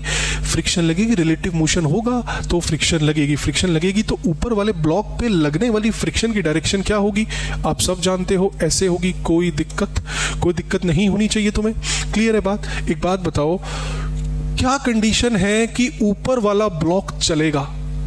अरे ऊपर वाले ब्लॉक के ऊपर फोर्स लगा रहे हो, मुझे समझ में आती है, लेकिन कंडीशन क्या है कि ब्लॉक मूव करेगा या नहीं करेगा। मतलब अगर लगने वाली फोर्स लिमिटिंग फ्रिक्शन से ज्यादा है, अब तक तो तुम्हें कहानी समझ में आ जानी चाहिए। अगर लगने वाली फोर्स लिमिटिंग फ्रिक्शन से ज्यादा है तो ब्लॉक चलेगा, वरना ब्लॉक नहीं चलेगा। तो चेक कर लेते हैं लिमिटिंग फ्रिक्शन कितनी है, मैक्सिमम फ्रिक्शन कितनी है। तो बोले तो μs इंटू में n, कोई दिक्कत नहीं होनी चाहिए तुम्हें। इसको सॉल्व करेंगे तो कितना आएगा, μs गिवन है 0.5 और n गिवन है, n कितना होगा, mg होगा। mg बोले तो 5 इंटू में क्या, 5 इंटू में 10, 5 इंटू में 10 ना, n क्या होता है, mg होता है, 5 इंटू में 10, तो ये कितना निकल के आया, 25, 2.5, 25 निकल के आया। ध्यान से समझो, 25 निकल के आई मेरी फ्रिक्शन। कौन सी फ्रिक्शन है, ये लिमिटिंग फ्रिक्शन है, मैक्सिमम फ्रिक्शन है। मैक्सिमम फ्रिक्शन से ज्यादा फोर्स आप लगा रहे हो, डेफिनेटली मोशन होगा, ये वाला ब्लॉक आगे चलेगा। इतनी कहानी समझते हो तो अब समझो, ये तो मैक्सिमम फ्रिक्शन थी। ऑब्जेक्ट चल रहा है आपका, जैसे ही ऑब्जेक्ट चलेगा तो कौन सी फ्रिक्शन लगेगी, काइनेटिक फ्रिक्शन लगेगी। ऑब्जेक्ट अगर चल रहा है तो उस पर लगने वाली फ्रिक्शन सिर्फ और सिर्फ काइनेटिक होगी। काइनेटिक फ्रिक्शन निकाल लेते हैं, ध्यान से देखना है। FR2 कौन सी वाली, काइनेटिक वाली, कितनी होगी, अरे 0.5 लेंगे, 0.4 लेंगे, म्यू n क्या है, अगेन mg, m कितना है, 5 और 10, ये कितना निकल के आया, ये निकल के आएगा 5 4 जा 20, 2 और ये आ गया 20 निकल के। कोई दिक्कत, असली फ्रिक्शन क्या है, ये फ्रिक्शन लग रही है, 20 फ्रिक्शन लग रही है, that is kinetic friction. Clear है बात समझ गए। तो इस तरीके से हिसाब किताब हो गया डायग्राम का, ठीक है। तो लगने वाली फ्रिक्शन कितनी है, 20, और ये कितनी है, फोर्स लग रही है 50 आगे की तरफ। अच्छा, एक्सेलरेशन क्या होगा इसका एक्सेलरेशन निकाल लो, A5 वाले का एक्सेलरेशन निकाल लो, कितना होगा, सपोर्टिंग फोर्स, अपोजिंग फोर्स क्या है, 20 है बाय नेट मास। ये बात तुम्हें पता होगा, जब बॉडी चलती है तो कौन सी फ्रिक्शन लगती है, काइनेटिक फ्रिक्शन लगती है। एक्सेलरेशन निकालोगे तो काइनेटिक फ्रिक्शन के साथ निकालोगे, सपोर्टिंग माइनस अपोजिंग। यहां पर अगर लिमिटिंग फ्रिक्शन आपने कर दिया तो एक्सेलरेशन नहीं निकलेगा, कुछ और ही निकल जाएगा। क्लियर है बात, समझ पा रहे हो। एक्सेलरेशन के लिए सपोर्टिंग माइनस अपोजिंग, बॉडी चल रही है तो अपोजिंग फोर्स कौन सी वाली है, दैट इज काइनेटिक फ्रिक्शन। अगर बॉडी चल रही है, यही तो अपोज कर रही है बाय नेट मास इज 5। बात समझ पा रहे हो। तो ये कितना आ गया, 30/5 is 6, 30/5 is 6 is the acceleration of this block. सबसे पहले क्या करना है, फ्री बॉडी बनाना है, उसके बाद फोर्सेस को हिसाब किताब करना है और आपको एक्सेलरेशन निकालनी है। आपको सारे पॉइंट्स को ध्यान रखना होगा। अगर बॉडी चल रही है या चलेगी तो कंडीशन चेक करनी पड़ेगी आपको, क्या लिमिटिंग से ज्यादा है फोर्स। अगर लिमिटिंग फ्रिक्शन से ज्यादा है फोर्स तभी बॉडी चलेगी, अदरवाइज बॉडी नहीं चलेगी। अगर बॉडी चलेगी तो काइनेटिक फ्रिक्शन निकालनी है आपको। अब इसके ऊपर ये वाली फ्रिक्शन लग रही है, दैट इज 20, तो एक्सेलरेशन कितना हो गया, 50 - 20/5 इज 6। ठीक है, आगे बढ़ते हैं, इसका हिसाब किताब करते हैं, इस वाले ब्लॉक का। ध्यान से देखो, ये बनाया मैंने 20 वाला ब्लॉक, 20। आप सब जानते हो इसके ऊपर जो फोर्स फ्रिक्शन लग रही थी वो कितनी लग रही थी, 20 लग रही थी इधर। यही फ्रिक्शन तो रिस्पॉन्सिबल होगी इसके मोशन के लिए, यही फ्रिक्शन तो रिस्पॉन्सिबल होगी इस वाले ब्लॉक के मोशन के लिए, यही फ्रिक्शन तो इसको आगे लेके जाएगी। तो इसको आगे लेके जाने के लिए ये वाली फोर्स रिस्पॉन्सिबल होगी। कोई दिक्कत, जिसकी वैल्यू क्या है, जिसकी वैल्यू क्या निकाली हमने 20, कोई दिक्कत, इतनी बात समझ गए। और इस पे क्योंकि फ्रिक्शनलेस सरफेस पे बॉडी है तो इसका मैं क्या लूंगा, FR1 क्या लूंगा मैं 0, कोई दिक्कत नहीं। इसका एक्सेलरेशन चेक कर लेते हैं, इसका एक्सेलरेशन कितना होगा, इसका A20 जो 20 वाला ब्लॉक है उसका एक्सेलरेशन कितना होगा, आप सब जानते हो, supporting force minus opposing force by net mass. इस ब्लॉक के ऊपर सपोर्टिंग फोर्स कौन सी है, वो है 20 minus opposing force 0 bye net mass is 20, तो एक्सेलरेशन कितना आ गया, 1 आ गया। क्या कभी साथ चलेगा, जिसको आप साथ चलाना चाह रहे हो उसको आप एक एक्सेलरेशन दे रहे हो और खुद के पास 6 का एक्सेलरेशन है, क्या कभी बॉडी साथ चलेगी, बॉडी साथ नहीं चलेगी तो ये साथ नहीं चलेंगे। ये बात समझे आप, बॉडी, ये पूरा सिस्टम साथ नहीं चलेगा, ये अलग एक्सेलरेशन से चलेगा, ये अलग एक्सेलरेशन से चलेगा। समझ पा रहे हो। तो इसका आंसर हो गया, अलग अलग एक्सेलरेशन आ गया हमारे पास 6 और 1, ठीक है, कितना आ गया, 6 और 1 is the answer for the acceleration part. समझ गए बात समझ गए। तो आगे बढ़ते हैं, अब हम निकालेंगे, फ्रिक्शन निकालना सीखेंगे। अरे फ्रिक्शन आप सब जानते हो कैसे निकलेगी, फ्रिक्शन निकालेंगे, अलग अलग वो सरफेसेस हैं, इनका फ्रिक्शन निकाल लेंगे। तो F1 तो क्या आ गया, F1 तो आ गया 0 आ गया, F1 कितना आ गया, 0 आ गया। ध्यान से देख पा रहे हो ना, फ्रिक्शनलेस सरफेस, F1 0 आ गया। F2 कितना होगा, अरे FR2 कितना होगा, जल्दी से बता दो, FR2 कितना होगा। एक बात बताओ, ये वाला ब्लॉक इसके ऊपर जब चल रहा होगा तो कौन सा फ्रिक्शन काम करेगा, काइनेटिक फ्रिक्शन काम करेगा। और काइनेटिक फ्रिक्शन कितना निकाला था आपने, 20 निकाला था।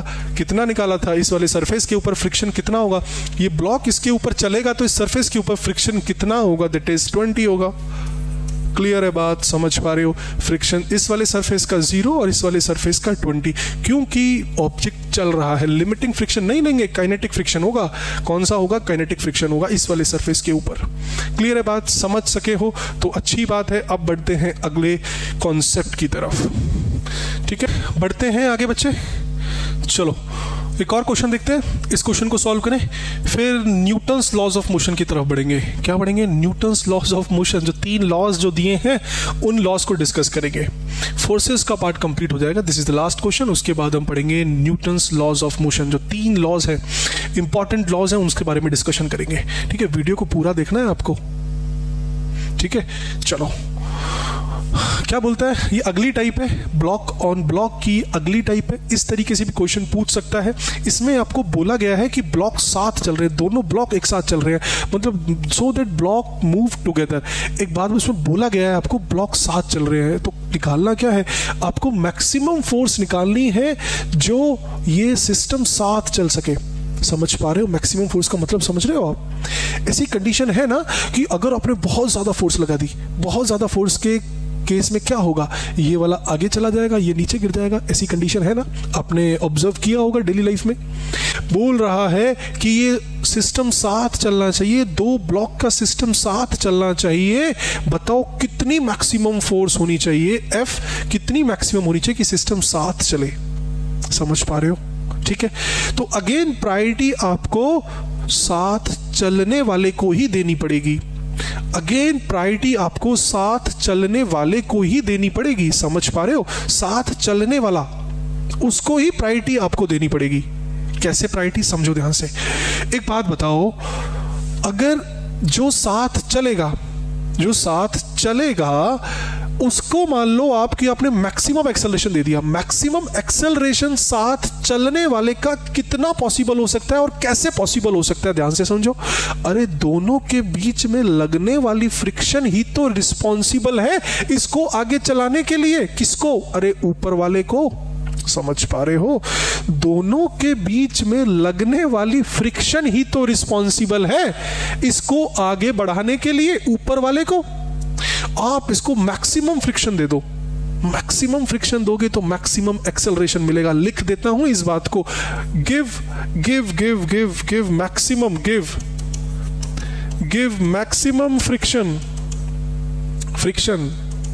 टू किसको, गिव मैक्सिमम फ्रिक्शन टू साथ चलने वाले को,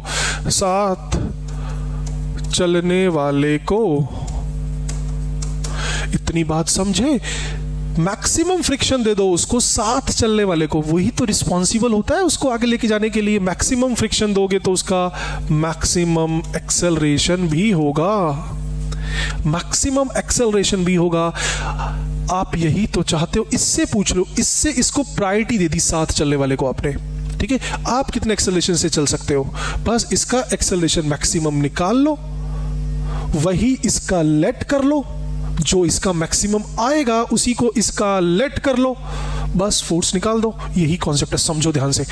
कैसे करेंगे? सबसे पहले 5 वाले का FBD बनाएंगे, जो साथ चलेगा उसी को प्रायोरिटी आपको देनी है, ठीक है। कॉन्सेप्ट हम जानते हैं, तो क्या होगा, कॉन्सेप्ट क्या होगा? इसके ऊपर मैक्सिमम फ्रिक्शन कितनी लग सकती है, खुद सोचो। मैक्सिमम फ्रिक्शन कितनी लगेगी जो इसको आगे को लेके जाएगी? अरे बात समझते हो? FR2 जो किसके बराबर होगी? FRL के बराबर होगी। लिमिटिंग फ्रिक्शन ही मैक्सिमम फ्रिक्शन होती है। अगर इन दोनों के बीच में मैक्सिमम फ्रिक्शन लग जाए, दैट इज लिमिटिंग फ्रिक्शन, वही तो रिस्पॉन्सिबल होगी 5 को आगे लेके जाने के लिए। तो लिमिटिंग फ्रिक्शन कितनी होगी? कितनी होगी? Mu is 0.4 mg, m is 5 and g is 10। तो कितना आ गया? 5 4 जा 20, 20 में 0 तो ये आ गया 20 आ गया। क्लियर है बात? इतनी बात समझते हो? मैक्सिमम फ्रिक्शन 20 आ गई। अगर इसको मैक्सिमम फ्रिक्शन दोगे तो इसका एक्सेलरेशन भी मैक्सिमम होगा। ध्यान से देखो, कहानी को बहुत ध्यान से सुनना है आपको। ए मैक्स कितना होगा? ए कैसे निकालते हैं? अरे फोर्स बाय मास, फोर्स कितनी है? 20/5। अरे supporting force by net mass, this is what? Acceleration, maximum acceleration. तो कितना आया?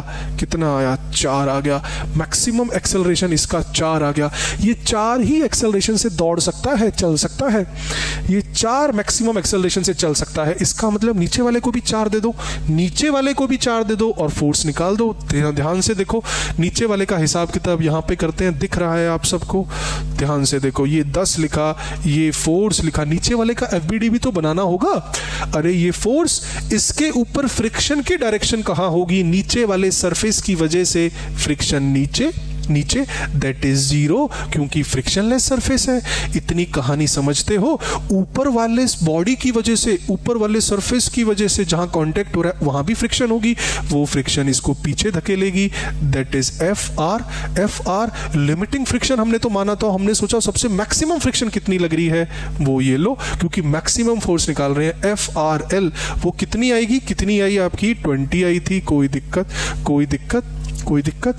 अरे यही तो 20 फ्रिक्शन रिस्पॉन्सिबल है इसको आगे चलाने के लिए। ये बात मैं इतनी बार इसीलिए बोल रहा हूं ताकि आपके दिमाग में बैठ जाए।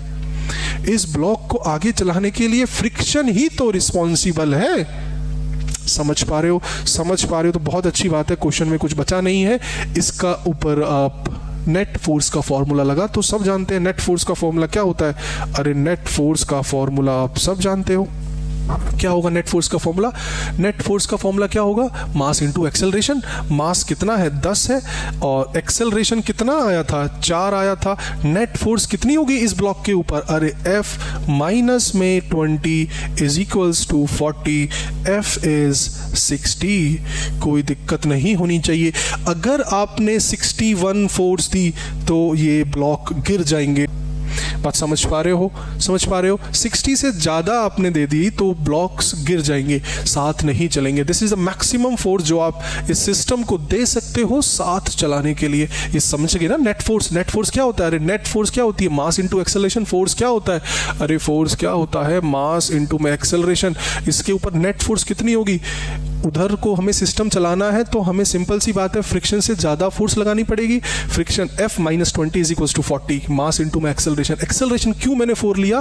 क्योंकि हमने इसको माना था कि ये 4 से चलेगा ऊपर वाला, तो नीचे वाले को भी 4 मानना है। यही इस क्वेश्चन में समझना था। ठीक है, बात समझे? क्लियर है बात? क्लियर है? तो ऊपर वाले को जो आपने मैक्सिमम एक्सेलरेशन दिया, ऊपर वाले से आप ऊपर वाले को प्रायोरिटी दे दो।